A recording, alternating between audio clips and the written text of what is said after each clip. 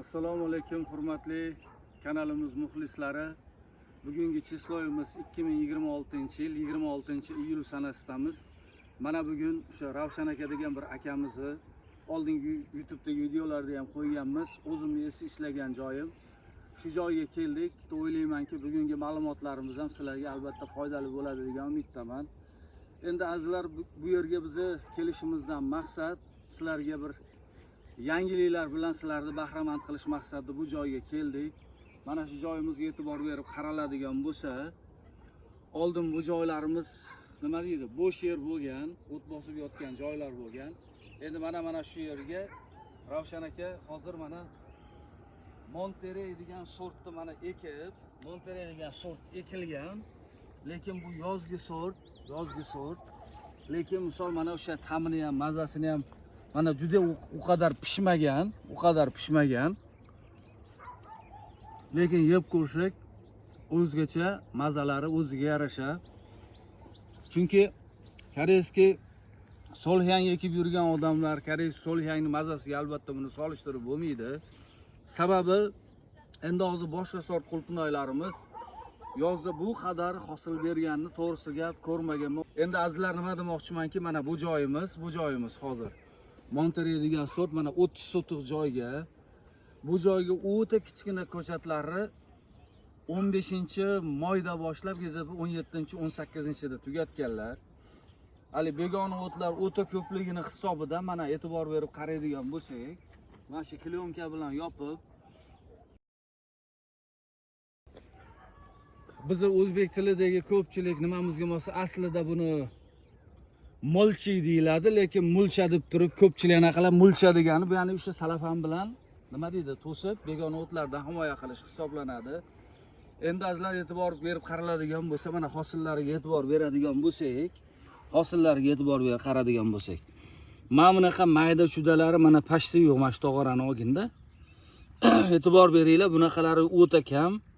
Endi asosan holatdagilar, misol mana shu holatda, mana kaftimda agar ko'rinayotgan bo'lsa e'tibor berib qarasalaringiz, shu darajada keyin qulpinayimiz mana qattiq. Mana bir passa koreys so'lxyang yoki boshqa nimalar bo'ladigan bo'lsa, endi ko'proq suv chiqib ketadi. Keyin bu qulpinayimizni yaxshi nimasi, hozir mana juda ham urfga aylangan, moda bo'lgan deymiz. Qanaqa narsa?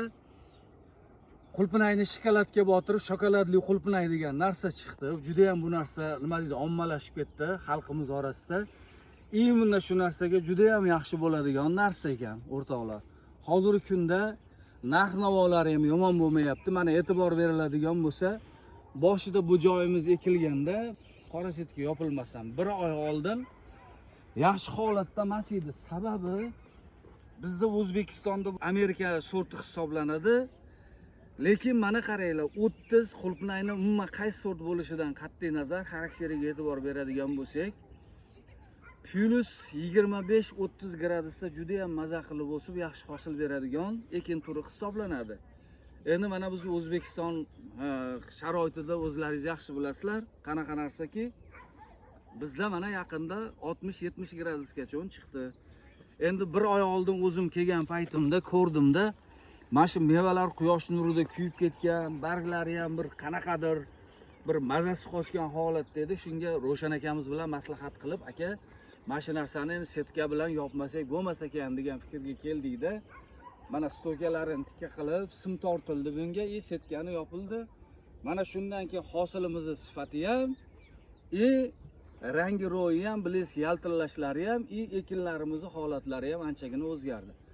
Bu videoni qilishimizdan maqsad, mana ko'pchiligimiz koreys qulpinay ekamiz, lekin mana shuni yil 12 oy hosil olsa bo'ladigan variantga aylantirsa bo'lar ekan degan ma'lumotni sizlarga bermoqchi bo'lib bu videoni olyapmiz. Mana hozir bugun mana terimni boshlangan. Xudo xolasa, mana shu tog'oralarimizni hozir mana hali endi yarmi teri bo'lindi. Mana shu tog'oradagi turgan hosillar ham mana qilsak 2 kunda bir marta terilyapti bu joy. 2 kunda bir marta terilganda bugun yakshanba bo'ladigan bo'lsa, juma kungi terimda 45 kilo mana shu joydan terilgan. Endi mana shu tog'orlarimizga e'tibor berib qaraydigan bo'lsak ham, hali mana yarmi teri bo'linmadi. Bu yoq tomonda mana shuncha chiqyapti hozir. O'rtacha mana shu tog'orada turganlarimiz hozir 2 kilodan deb turib hisoblagan taqdirimizda ham bugun ham bir 45-50 kilo atrofida xudo xolasa chiqadi deb biz nima deydi, niyatda yaxshi qilib turibmiz azizlar. Endi hozir mana bu narsani ko'rildi, narx-navolari ham hozirgi kunda yomon emas. Eng boya sizlarga ko'rsatgan mana shu maydasi, mana shunaqa razmerdagilar, mana shu eng maydalari. Endi bu bedana tuxumdan sal maydaroq. Bedana tuxum razmer desak ham bo'ladi. Endi mana shularni 35 ming, eng yaxshisini xullas 85 mingdan sotib turibdilar. Endi azizlar mana hozir men sizlarga nima deydi? Tushuncha hosil bo'lish uchun mana tovuqni tuxumi, mana qulpinayimiz. Shuni o'zingizlar ko'rib, baho berishinglar mumkin mana.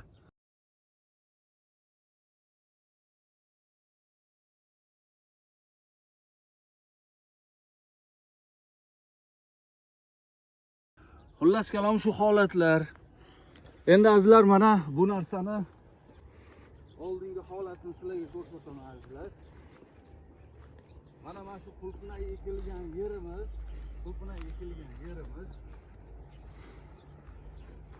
mana shu tashqaridagi holatda mana o'tlar o'rib qo'yilgan, lekin nima deydi, bir qo'y tikan, har xil begona o'tlar bosib ketgan mana shu holatda bo'lgan. Endi bu yil mana ko'rib turibsizlar, ichkarida qanoplari ham juda ham ko'p.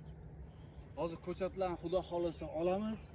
Ko'chatlarni olib turib, bu yoq tomonlarga ham ekiladigan bo'lyapti azizlar.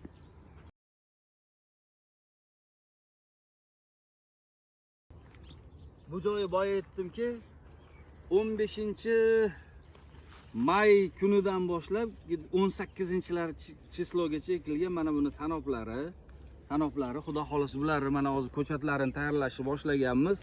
Mana bu tomonlar tanoplarni olib o'sha boshlandi xudo xolasa.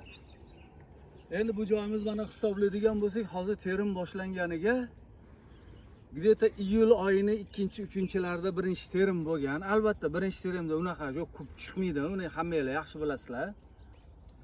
Mana shu narsani hisoblaydigan bo'lsak, mana bugun chisloyimiz 26 bo'lsa, mana salkam bir oydan buyon bu qulpinayning mevalari terib o'zini egalariga, bozorimizga yetkazib berilyapti azizlar. Ana endi yuringlar, ozgina bo'lsa ham hozir boramizda. Mana shu ko'chatlarimizni qilinadigan jarayonlar bilan ham sizlarni tanishtirib o'tamiz.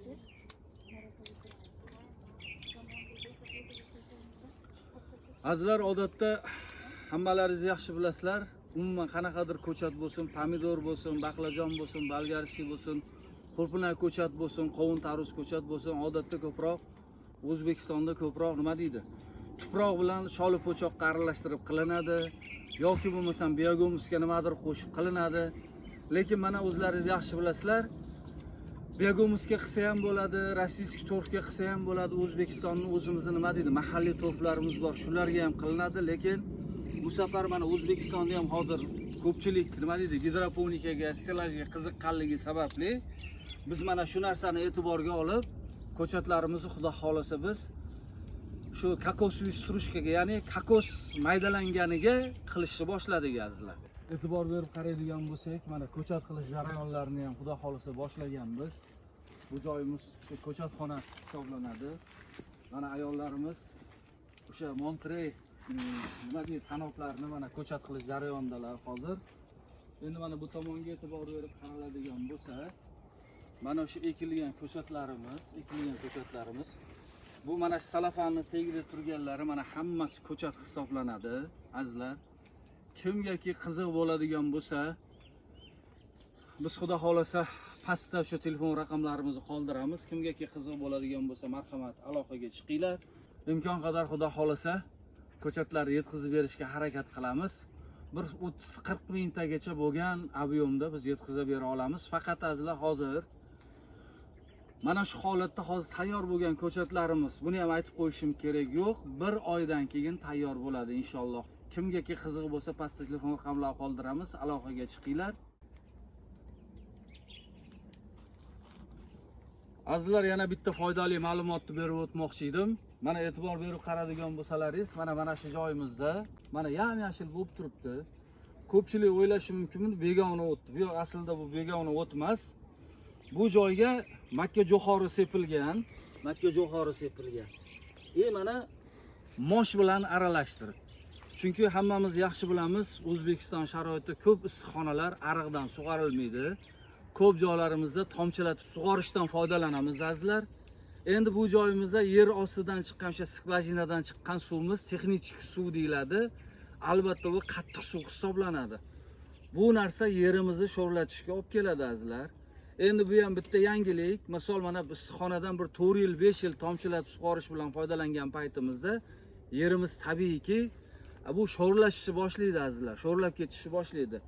Mana buni sholipoyaga o'xshatib yama qilinadi-da, shu joyga makka jo'xorining urug'i, keyin ana mosh shunaqa narsalar sepib turib, endi mana shu holatda mana qurigandan keyin 1-2 marta suv to'ldiriladi, sho'ri ketadi, uncha-muncha qolganlari mana makka jo'xorimiz bilan moshimiz o'zini tanasiga oladi.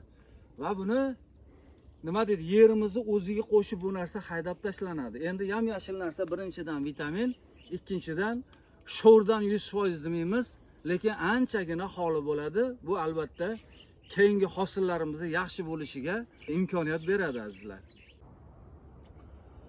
Azizlar, boya mana shu joy ko'riladigan bo'lsa, 2017-yildan 2023-yilgacha 6 yil o'zim ishlatgan joy. Lekin mana bu joyda haqiqatan yerlari o'ta darajada sho'rlanib ketgan edi. Mana sizlarga ko'rsatmoqchi bo'lgan narsam, mana shu joy, mana 1 gektar joyga sholipoya qilindi-da. Sholipoya qilindi. Mana bu joydan ko'rilsa bilinib turibdi. Sholipoya shu yamani suvini to'ldirildi, o'sha urug'i sepildi, jo'xori bilan mosh. Buni e'tibor berib ko'rgan bo'lsalaringiz.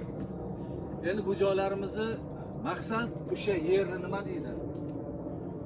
Unumdorligini oshirish, vitaminlarga boyitish maqsadida xuddi shunaqa narsa qilindi azizlar.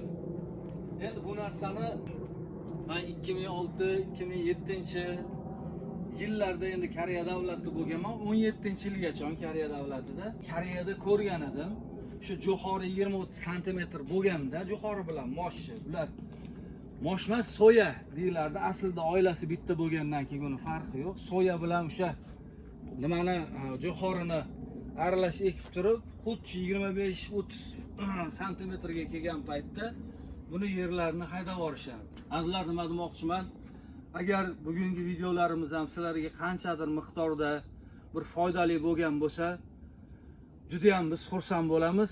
Keyingi videolarda ko'rishguncha xayr, salomat bo'linglar azizlar.